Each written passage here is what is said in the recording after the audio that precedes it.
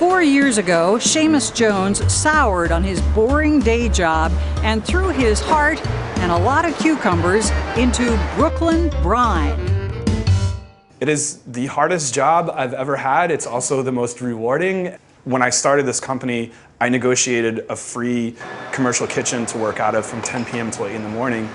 The 32-year-old pickle pioneer pulled all-nighters, curing cucumbers and dabbling in dill. Going into it without a business plan, without operating capital, without a trust fund, just going in and making a product. A product fueled by a vivid imagination. The result? Whiskey sour pickles, spicy maple bourbon pickles, damn spicy pickles.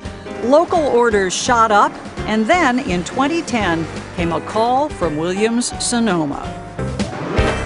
Their first order was this, like 22,000 jars, literally, and you have a month to make it, all by hand.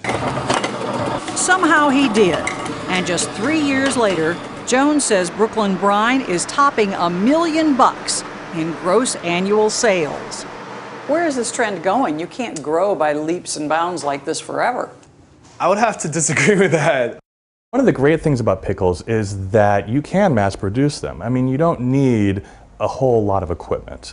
You just need big barrels of vinegar or brine and then food to put in it. If you can market it, you can make a pretty good profit. Adam Steinberg is an historian at the Tenement Museum on Manhattan's Lower East Side. In the 1870s, these foods were considered very exotic. An area known for its colorful pickle past. You just like pickles. I do. At the turn of the 20th century, pickle pushcarts packed the neighborhood.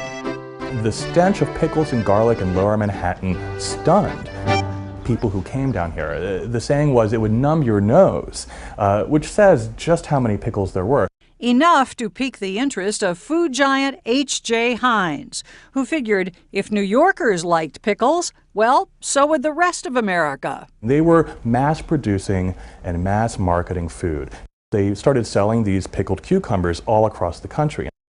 As professional pickle pundit Peter Piper might predict, pickles' popularity promises to persist.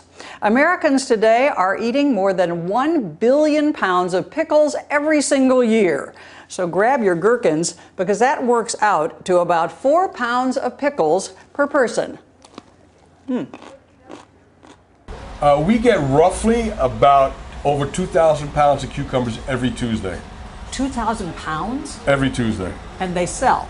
Yeah!